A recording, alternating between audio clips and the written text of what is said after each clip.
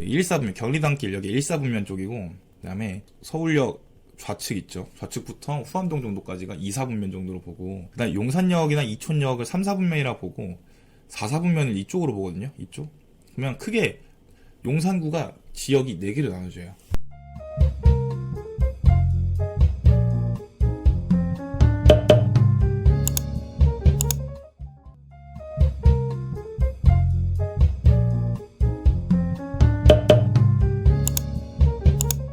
오늘 주제는 용산구 지역 분석이고요. 그 다음에 이따가는 챗 GPT를 같이 한번 보면서 부동산적으로 어떻게 쓸 수 있는지를 한번 볼 겁니다. 용산구를 잡은 이유는 그냥 제가 살고 싶어서예요. 제가 살고 싶고, 그리고 각가지 호재들이 엄청나게 많죠. 그리고 그나마 조금 잘 아는 동네이기도 하고, 심지어 한번 살아봤어요. 진짜 계략적으로 같이 한번 보고 싶어서 한 겁니다. 일단은 인구수 증감을 볼까요? 세대수는 뭐 조금 차이는 있긴 한데 그렇게 유의미한 차이는 없는 것 같아요. 대충 11만 세대 정도 살고 있고, 인구수도 대충 22만 명 정도로 보시면 될 것 같아요. 그래서 크게 인구의 변화는 아직까지는 없었다. 근데 이따 보여드리겠지만 동별로 차이가 좀 있긴 있어요. 자, 여기 바로 볼까요? 자, 용산구에 있는 동들을 다 합친 겁니다. 쭉 보시면 우리가 지금 조금 특이하게 봐야 될 게, 제가 빨간색으로 해놨는데, 원효로 1동 같은 경우가 인구 증감이 7%가 늘었어요. 다 대세적으로 빠지고 있는데, 그러니까 작년 대비 인구 증감입니다. 원효로 1동이라는 곳이랑 효창동이라는 곳이 인구가 늘어났다. 이따 같이 볼게요. 위 동네에는 뭐가 있길래 이렇게 인구가 늘어났을까 보시면 되고, 그 다음에 또 특이할 만한 게 이촌 1동입니다. 인구수가 제일 많아요. 25,000명이에요. 그죠? 25,000명이고, 세대당 인구는 2.74명입니다. 이거만 봤을 때 어떤 느낌이냐면, 이촌 1동이라는 곳이 인구가 되게 많고, 그러니까 2인 가족보다는 좀 더 다인 가족에 가깝다, 이렇게 해석을 할 수 있겠네요. 그죠? 그리고 보광동이라는 곳이 인구가 5%가 빠졌습니다. 왜 빠졌을까? 그러면 지도로 같이 한번 볼까요? 여기 이 동네가, 여기 있죠? 이 동네 남영역 좌측이랑 삼각지역 좌측, 삼각지역 고가도로 있거든요. 넘어와서 있는 곳, 여기가 인구가 얼마? 7%가 늘었다. 그리고 재밌는 건 세대당 가구 수는 2명 이하예요. 그럼 이거 뭔 뜻이냐면 1인 가구나 많아봤자 신혼부부 가구가 늘어났다, 이겁니다. 이 동네 대충 한번 볼까요? 요런 느낌입니다. 그러니까 죄다 오피스텔 촌이에요. 오피스텔이 되게 많고 다세대가 굉장히 많은 동네입니다. 그래서 1인 가구랑 2인 가구, 어떻게 보면 이거만 봤을 때는 좀 젊은 세대들이 많이 집중이 됐더라 라고 보시면 될 것 같아요. 딱 이걸 보고 임장 가서 이걸 느껴보는 거죠. 여기 되게 애들 많이 산다는데, 그리고 딱 이거 봤을 때 어떤 느낌 들어요? 여기 이 장면을 한번 봐봐요. 이 장면을 봤을 때 어떤 느낌이 들어요? 상업시설이 없죠? 상업시설이 별로 없습니다. 원효로 1동은 상업시설이 별로 없어요. 그리고 죄다 오피스트밖에 없습니다. 이걸 네가 어떻게 아느냐 하면, 제가 여기 살았거든요. 큐브에 살았었어요. 그래서 알아요. 밥 먹을 데가 없습니다. 여기서 밥 먹으려면 어딜 가야 되냐면 숙대 입구까지 나가거나 아니면 여기 용산까지 가야 되는, 이런 좀 안타까운 상황들이 있습니다. 그래서 숙대 입구 쪽은 맛있는 게 많기 때문에 자주 여기서 가서 밥을 먹었던 기억이 납니다. 그래서 결국에 원효로 1동 같은 경우는 오피스텔 촌이고, 그리고 1, 2인 가구들이 굉장히 많이 들어왔더라. 두 번째, 효창동 볼까요? 효창동은 바로 옆에 있죠. 여기 효창공원 앞역 있는, 여기 효창동입니다. 효창동 같은 경우는 어떻게 생겼냐면, 그냥 역을 한번 딱 찍어볼게요. 여기는 아까랑 달리, 자, 스카이라인이 다르죠. 뭔가 뻥 뚫려 있죠. 뭔가 뻥 뚫려 있다는 게 뭔 뜻이에요? 그리고 거기다가 용산구잖아, 그지? 뭔가 재개발 이슈가 있겠구나. 그리고 여기도 뭔가 건물이 북적북적하게 있지는 않구나. 다시 말씀드리지만 지역 분석, 그러니까 임장하기 전에, 그 전에 일단 손품 파는 거예요. 이렇게 어떤 걸 보고, 그 다음에 가장 대표적인 인구 수치를 보고 이렇게 한번 가늠해 보는 거예요. 그 다음에 이촌 1동, 여기는 뭐길래 사람들이 25,000명이나 살까 보시면, 자 여러분, 이촌 1동이 어디냐 하면, 이촌 1동, 제가 살고 싶어하는 그 동네, 바로 그 동네 동부 이촌동입니다. 여러분, 여기 한가라 아파트 보이죠? 여기가 여기 이 동부 이촌동 같은 경우는 25,000명이 살고 있고, 세대당 2.74명이래요. 이게 뭔 뜻이에요? 이거랑 효창동, 원효로랑 비교해볼까요? 이거를 비교해보면, 결국에 이촌동에 사람이 많이 살고, 그 다음에 세대당 2.74명, 대충 3명이죠? 그러니까 가족 단위로 좀 많이 살고 있더라. 이렇게 보시면 좋을 것 같아요. 보광동 볼까요? 보광동 같은 경우는 왜 뭐 했길래 인구가 5%나 빠졌지? 라고 왜 이렇게 됐을까 보시면 보강동이 여기거든요. 자, 여러분 어떤 느낌 나요? 이따가 하겠지만 보강동 같은 경우는 여기가 아실 분은 아실 거예요. 여기가 그 한국의 90년대 느낌이 아직도 있는 곳이 여기가. 한국의 90년대 느낌이 나는 게 일단 이 로드뷰 있죠, 로드뷰. 로드뷰 보시면 길이 있는데 파란색이 없는 부분이 뭔 뜻이냐면 차가 못 들어가는 거예요. 보여요, 여기? 여기? 이런 뭔가 골목길이 되게 많은 곳이거든요. 그래서 원래 되게 어떻게 보면 조금 낙후된 곳인데 낙후됐는데 낙후되지가 않았죠. 우리가 이거 부동산 이론적으로 뭐라 그래요? 이제 악화기와 천이기에 있는 곳이다. 그래서 성장기, 성숙기, 장숙, 장숙, 쇠천악 해가지고 이제 천이기, 악화기 배우죠. 딱 그 천이기랑 악화기 슬럼화가 되어 있는 와중인데 그 단어가 여기 보이죠. 뭐 어떤 단어예요? 한남 재정비 촉진지구 단군인의 최대 사업. 단군인의 최대 사업이 용산구에 두 개 있어요. 첫 번째 이 한남 재정비 촉진지구가 있고요. 두 번째가 이 왼쪽에 있는 용산 국제업무지구입니다. 안타까운 곳이죠.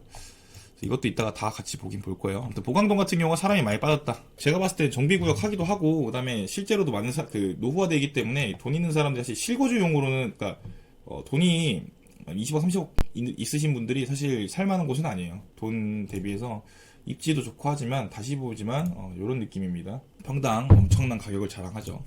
그래서 보강동이 아무튼 좀 빠졌더라. 이 정도로 보시면 될 것 같습니다. 그 다음에 병원 수랑 뭐 학교 수능 이렇게 있는데 필요하신 분들은 그냥 그 제 거 영상 보시면서 일시정지하고 보시면 될 것 같습니다. 이거 오늘 중요한 게 아니에요. 자, 일단 첫 번째 중요한 거 나왔습니다. 바로 미분양 현황입니다. 용산구 같은 경우가 특징적인 특징이 미분양이 없어요. 남들 지금 죄다 미분양한다고 난리 나고 있는데 용산구는 미분양이 없어요. 22년 9월까지 전국의 미분양이 4만 세대 정도가 났거든요. 4만 가구 정도 났어요. 그 중에 서울 수도권이 한 대충 7,800, 700개 이 정도 났고 근데 용산은 41개밖에 안 났어요. 미분양이 지금 계속 우상향하고 있는 와중에도 용산구는 많이 안 난 게 어떤 거냐면 일단 만들어 놓으면 사람들이 다 산다는 거예요. 가격은 둘째치고 사람들이 많이 산다는 거예요. 저는 이걸 어떻게 해석을 하냐면 용산구를 볼 때 용산구를 저는 그 네등분하거든요. 이렇게 십자가를 그어요. 여기 삼각지 녹사평 있죠. 여기를 가로로 찍고 여기서부터 여기까지 그냥 세로로 나눠요. 동작대교로부터 해서 쭉 이렇게 나눠요. 그러면 여기도 4사분면이 나오거든요. 1사분면 경리단길 여기 1사분면 쪽이고 그 다음에 서울역 좌측 있죠. 좌측부터 후암동 정도까지가 2사분면 정도로 보고 그 다음에 용산역이나 이촌역을 3사분면이라 보고 4사분면을 이쪽으로 보거든요. 이쪽. 그러면 크게 용산구가 지역이 4개로 나눠져요. 1사분면부터 볼까요? 1사분면. 여긴 기본적으로 부촌이에요. 부촌. 비싼 곳이에요. 하나 제가 근거를 드리자면 우리가 사실 용도 지역만 봐도 대충 느낌이 오긴 오거든요. 용도 지역 보시면 여기 1사분면 쪽에 보시면 자, 일종 전용 주거 지역 이렇게 돼 있죠. 일종 전용 주거 지역이 있고 일종 일반 주거 지역이 있어요. 섞여 있거든요. 2종 일반 주거 지역이랑 1종 일반 주거 지역이랑 일종 전용 주거 지역이 섞여 있어요. 전용 주거 지역은 많이 못 올려요. 그래서 여기는 전용 주거 지역이다 하면 기본적으로 단독주택 부지들이 있는 곳입니다. 드라마 같은 데서 보면 이렇게 담장치고 회장님들 집 있잖아요. 영화 기생충에 나오는 그런 대사관들도 좀 많고 되게 부촌이에요. 부촌. 담장도 높고 그래서 더글로리 보시면 연진이가 이런 데 살잖아요. 그죠? 초원에서 그 잔디밭에서 담배 피우고 이런 동네이기 때문에 사실 오늘은 지극히 부동산 사심 방송이기 때문에 제가 보는 동네는 될 수가 없어요. 난 여기 못 들어가. 비싸요.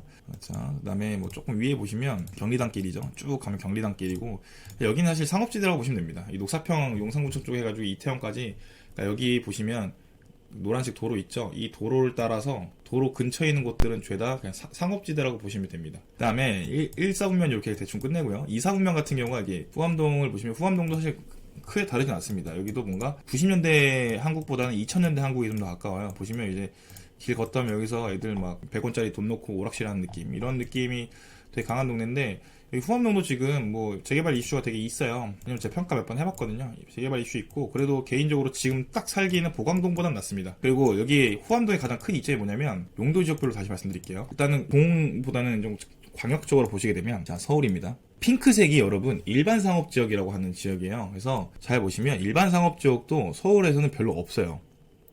오른쪽부터 보시면 천호역이랑 강동역 앞에 정도, 그 다음에 여기가 잠실 정도, 그 다음에 가락시장 정도, 그 다음에 복정 쪽 있고, 강계 쪽 있고, 그 다음에 강남구 쪽 여기가 GBD라고 하죠. 강남 빌딩 디스트릭트라고 하죠. 그 다음에 아시는 이수사당 서울의 일반 상업지역 보통 역 근처로 있거든요. 여기 서울대 입구 있고 신림 있고 그 다음에 위에 엄청 큰 곳 있죠. 여기가 이제 YBD라고 해서 일반 상업지역 중에 YBD라서 여의도 권역이라고 하게 됩니다.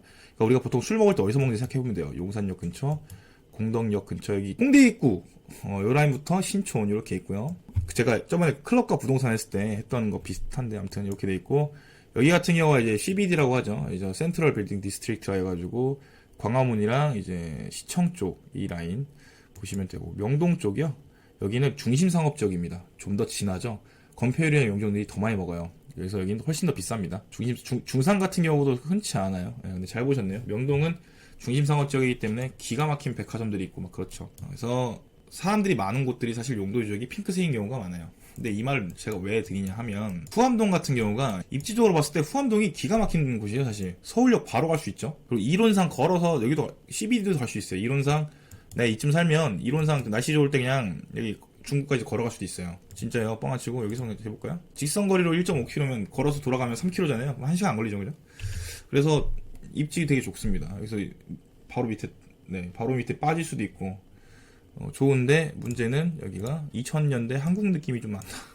자, 여러분이 그러면 여기 후암동 계신 분이라면 어떻게 하겠어요? 나 같으면 돈만 보면 사실 재개발 가야지. 이따가 또 오늘 제가 이제 거주하고 싶은 거는 말 그대로 살고 싶은 곳은 동부 이천동이거든요. 근데 여기가 아니라 투자 가치 용산에 나중에 향후에 용산이 내가 진짜 용산에 돈만 보고 투자할 거야.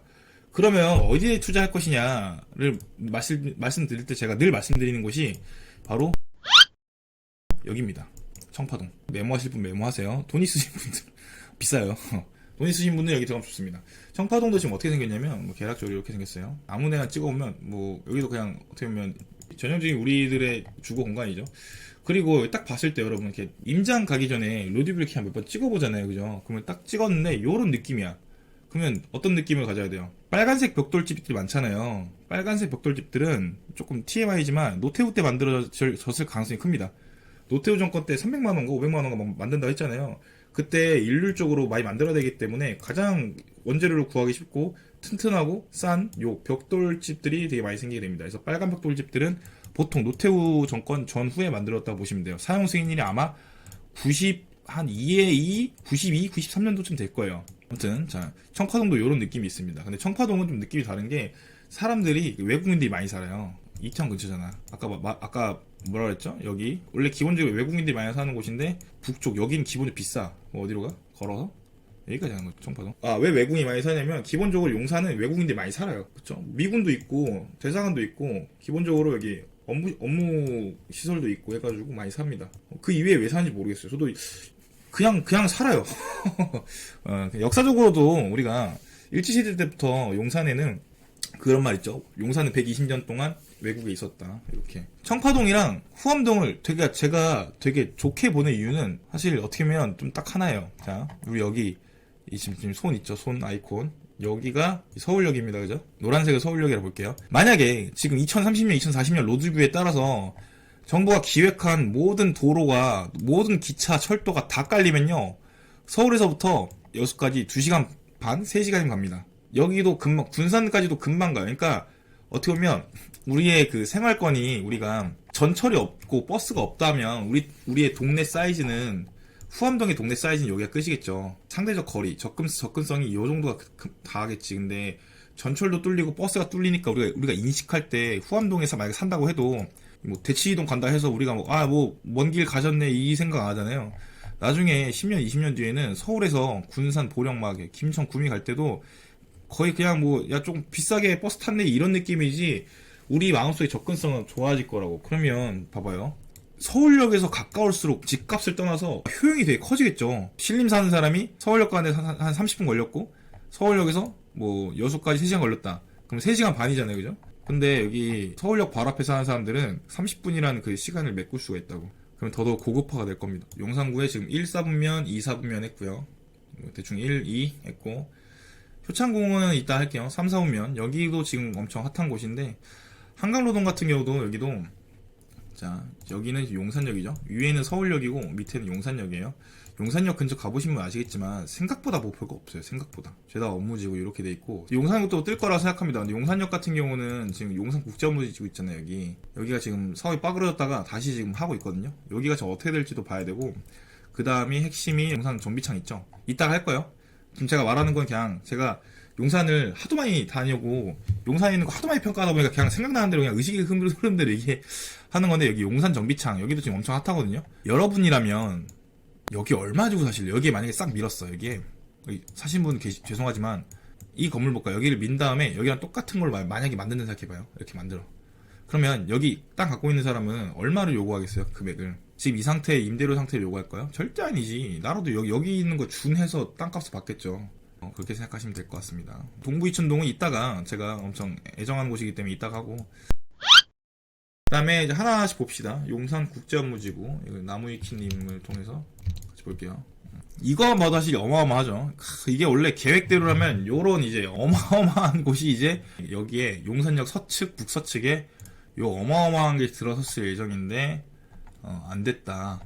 여기가 이제 국제업무지구입니다. 그래서 서울에서 뭐랄까요, 랜드마크를 만들어 버리겠다 해서 용산 북서측에 이렇게 약 49만 3천여 배짜리 지구를 만들 예정이었고, 자, 여기도 나오죠. 단군 이래 최대의 개발 프로젝트였다. 뭐만 하면 이제 단군 이래 최대라고 하는데, 아무튼 건축 계획 보시면, 자, 이렇게 지금 어마어마한 건물들을 만들 예정이었습니다. 이렇게 조감도는 하여간 기가 막히게 뽑았어요. 뭐 건축가도 있고 엄청나게 뭐 되어 있고 한데, 문제는 안 됐다 이거지. 2005년 1월 1일 코레일 출범하면서 정비청 무지를 코레일이 이어받게 된다. 뭐 쭉 보시면 되고, 자, 2006년 1월 대통령 기자회견에서 약 4.5조 원의 철도 부채를 해결하기 위한 정부 차원의 필요성이 제기된다. 이에 따라 뭐 사업을 추진했다. 이렇게 보시면 되고, 2007년에 마스터 플랜을 발표를 했는데, 문제는 여기에 서부 이촌동이 들어갔어요. 그러니까 뭔 뜻이냐면 여기만 들어갔어야 되는데 밑에 있는 여기까지 다 들어간 거예요. 여기까지 밀어버리겠다 한 거지. 자, 여기 서부 이촌동 같은 경우를 만약 여기까지 합쳐서 개발을 한다. 그럼 어떻게 해야 돼요? 당연히 여기 토지 보상 들어가겠죠? 여기 보상 들어가면 어떤 일이 일어날까요, 여러분? 당연히 반대하지. 당연히 반대하지. 잘 살고 있는데 이 비싼 동네를 정부가 아파트로 사가지고 밀어버린다는 거잖아요, 그죠? 되겠어요? 이거 안 되지, 당연히.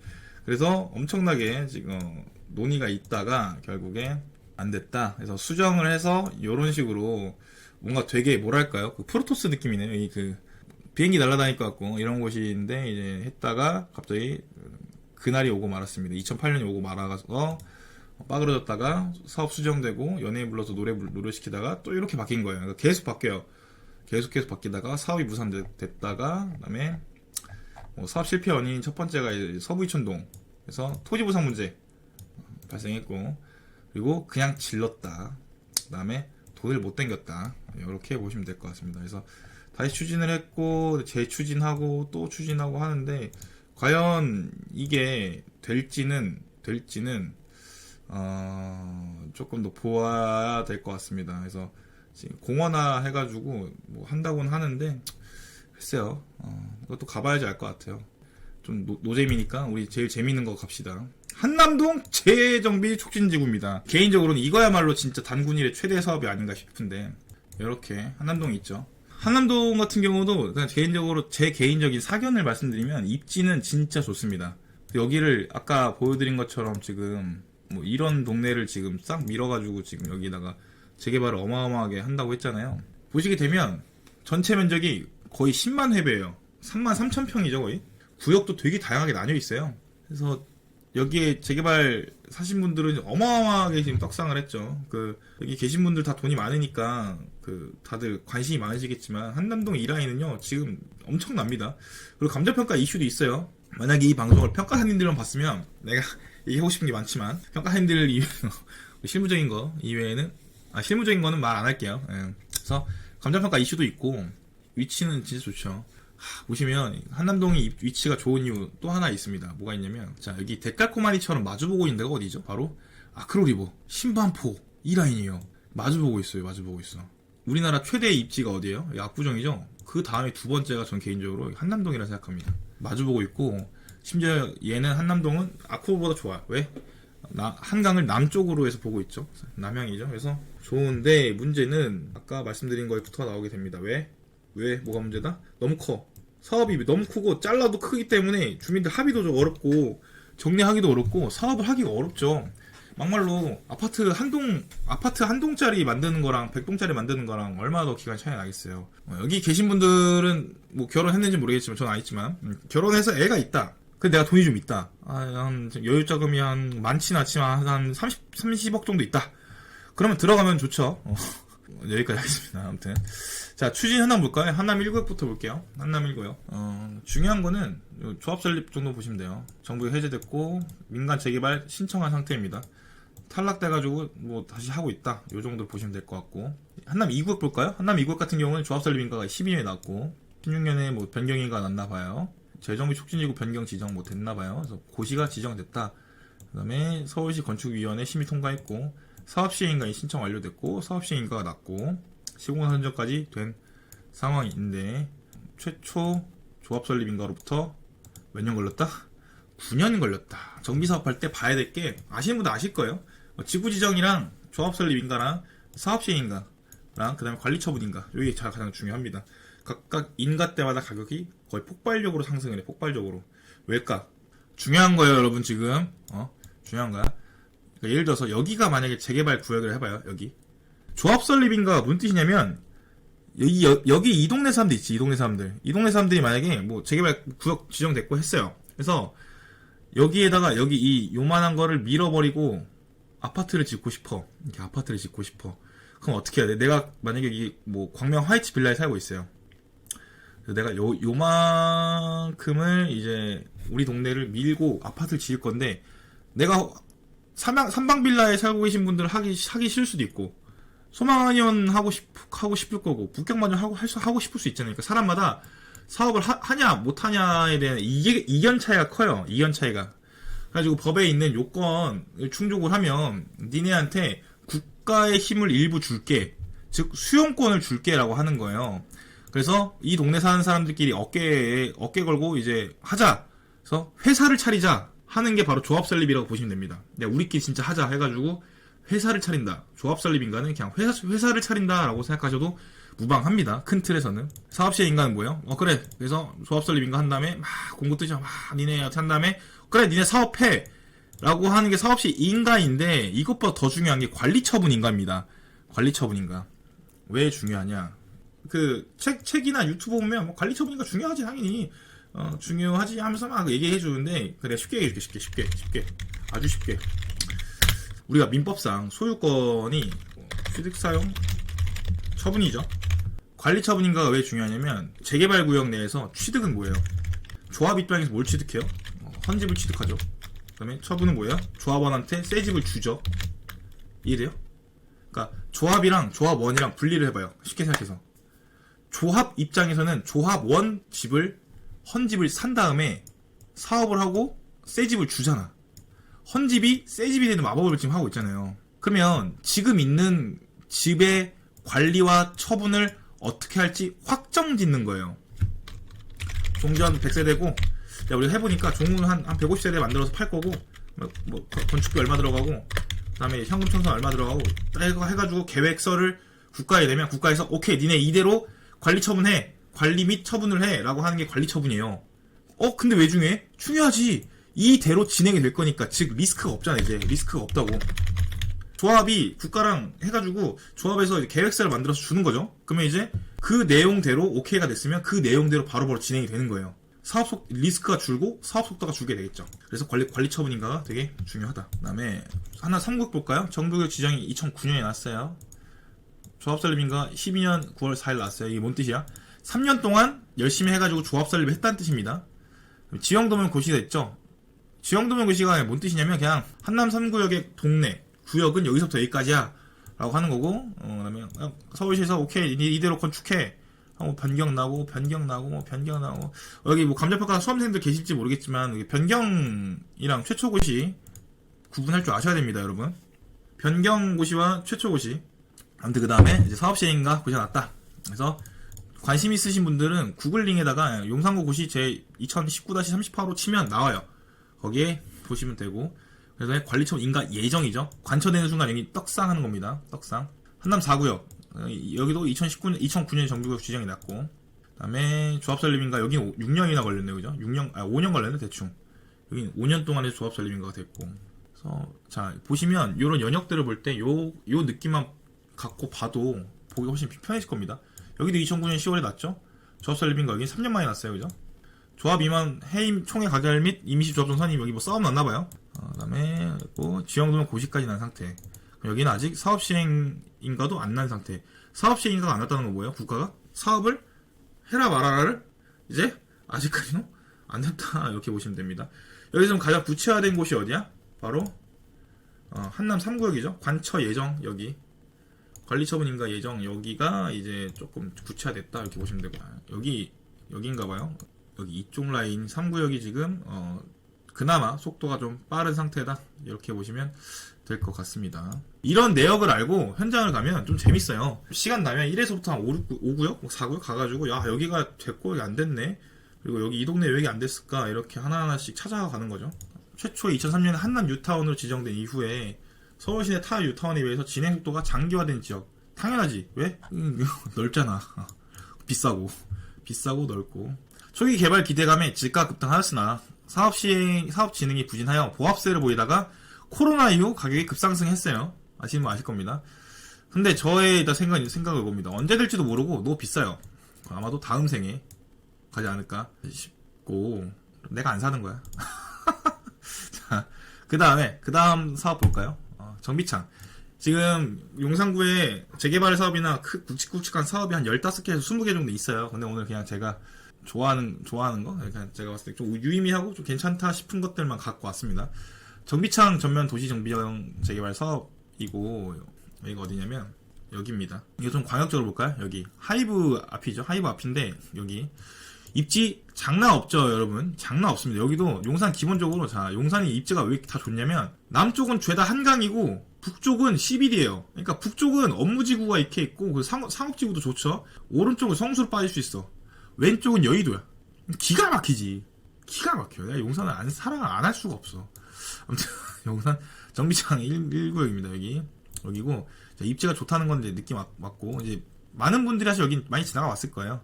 한강대교 딱 넘어오면 바로 딱 보이는 이 역입니다. 여기. 그리고 제가 동네 볼 때 뭐라 했죠? 맨 처음 스카이라인 보라 했죠? 뭔가 저 멀리는 센트럴파크 타워 이렇게 있고 여기는 스카이라인이 이렇게 쫙 돼 있는데 여기는 없죠. 뭔가 하늘이 보이잖아. 땅값이 비싼데 하늘이 보인다. 이게 뭔 뜻이에요? 우리 이론적으로 봤을 때 중도적 이용이라는 표현을 쓰게 됩니다. 대기하고 있는 와중인 거죠. 그래서 보통 몇 층이야? 4층에서 5층 내외에 근생 건물들이 나와 있고 외관만 봐도 알 수 있어요. 여기 딱 봐도 엄청 오래된 곳이죠. 70, 80년대 그 이전에 만들어졌을 거고 여기 앞에 있는 커튼월에서 되어 있는 곳들은 조금 신축이네요. 그죠? 이런 근생 건물들이 들어서 있게 된다. 그냥 이걸 딱 봤을 때 뭔 느낌이 나야 돼? 여기는 지하주차장이 있죠. 지하주차장이 있다는 거는 여기는 그나마 최신 법령에 됐고 바로 옆에 여기도 4층까지 지을 수 있지만 왜 4층까지 안 지었겠어? 대기하는 와중에 있는 거죠. 그래서 아무튼 정비창도 잘 된다면 규모는 뭐 이렇게 되어 있고 위치가 겁나 좋다. 이 정도로 보시면 될 것 같습니다. 옛날 공덕 분위기.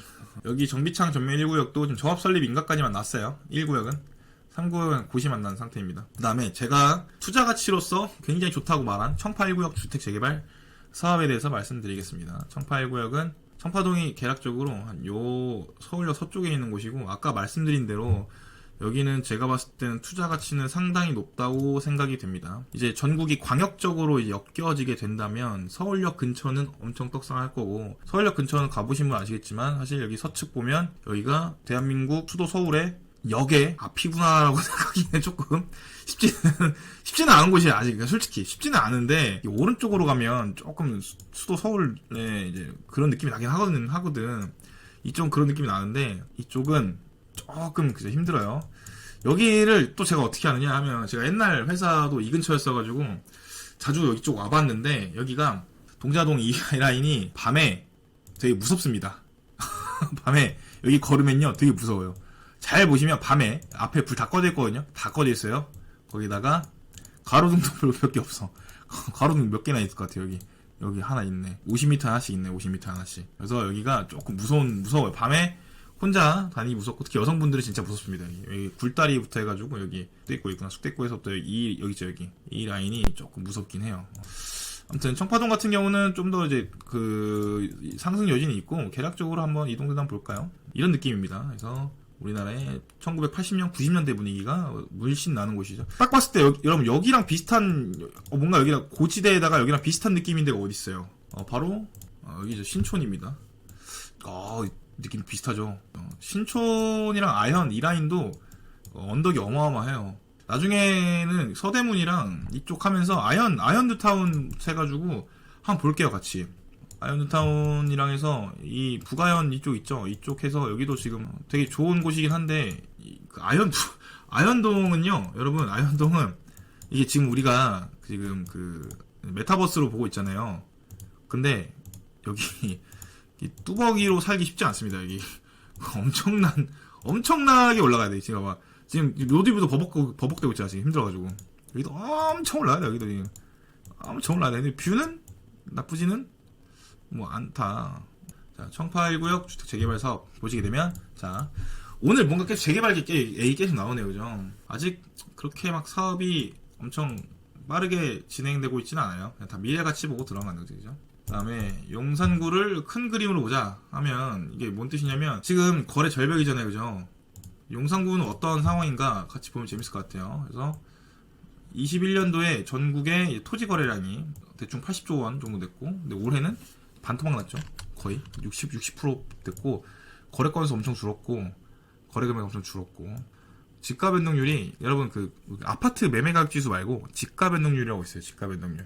우리가 볼 수가 있는 게, 그게 지가 변동률이라는 게 있고, 아파트 매매 가격 지수가 있는데, 크게 엄청 많습니다. 이거 말고도 되게 많은데, 크게 두 개를 보는데요. 지가 변동률은 토지예요. 아파트는 모르겠으면 아파트지. 근데 이 두 개가 조금 달라. 요즘에 좀 다른 모습이 가요. 아파트는 지금 엄청나게 마이너스예요. 근데 토지는 그래도 그나마 조금 유지하고 있는 상태. 그래서 22년 아파트 매매 가격 지수 보면 분명 마이너스 텐데, 토지 가격은 조금 받쳐주고 있다. 그래서 제가 모임에 나갔을 때 항상 평가사님은 뭐 하실 거야 했을 때, 아파트 뭐 하실 거야 했을 때, 저는 아파트는 안 하고 토지 할 겁니다 라고 했던 이유가, 토지는 하방에 이런 하락 장세에서도 꿋꿋이 버텨줍니다. 이때 말하는 5.507%가 뭐냐면 21년 1월 1일부터 12월 말까지 말하는 거고, 22년 1월 1일부터 22년 12월 31일까지 누계입니다. 예를 들어서 22년 1월 1일 날 100원이었으면 22년 12월 말은 103원이 됐다. 용산구의 전체 토지가 3% 정도 올랐다. 1년 동안. 이렇게 보시면 됩니다. 자, 그 다음에 지도를 보면서 같이 한번 세부시장 보도록 할게요. 아까 제가 썰 푼 거 있죠? 그거를 조금 이제 자세하게 보는 겁니다. 자,